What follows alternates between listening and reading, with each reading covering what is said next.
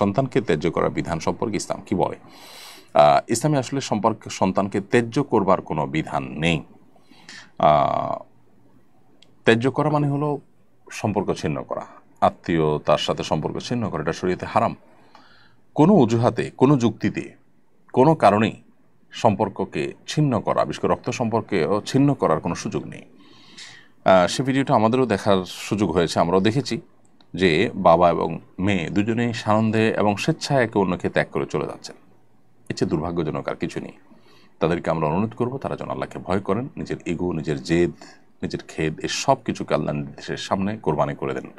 তাহলে সেক্ষেত্রে দিন শেষে তারা মুসলমান হয়ে উঠতে পারবেন এবং সত্যিকারের যে আত্মসমর্পণকারী সেটা হওয়ার সুযোগ হবে তখন। এই জন্য এই বিষয়টাতে আমাদের খুব বেশি মনোযোগ দেওয়া উচিত, আমরা যাতে কোনোভাবেই আল্লাহর বিধানের বাইরে গিয়ে নিজেদের ইগোকে প্রাধান্য না দিই। এবং এভাবে যদি ত্যায্য করেও শরীরের দৃষ্টিকোণ থেকে এটার কোনো ভ্যালু থাকবে না। এখন প্রশ্ন হলো, একটা মেয়ে খারাপ পথে চলে গেছে, একটা ছেলে খারাপ পথে চলে গেছে, তাকে শাসন করা যাবে না? হ্যাঁ, শাসন করবেন। শাসন করতে গিয়ে সম্পর্ক ছিন্ন করবেন না। শাসন করার জন্য শরিয়ার সীমানা থেকে অনেক শাসন আপনি করতে পারেন। জীবদ্দশায় যদি কোনো টাকা পয়সা দেন, সম্পদের বন্টন করেন, যে খারাপ কাজ করেছে বা খারাপ পথে গেছে তাকে শাসনস্বরূপ তাকে আপনি কম দিলেন, এই সুযোগ আছে। একজন ভালো কাজ করেছে তাকে একটু বাড়িয়ে দিলেন, সে সুযোগ আছে। অতএব আপনি সে সমস্ত পথগুলো অবলম্বন করতে পারেন, কিন্তু তাকে ত্যায্য করে, আত্মীয়তার সম্পর্ক ছিন্ন করে আপনার এই জেদ মেটাবার সুযোগ কিন্তু নেই।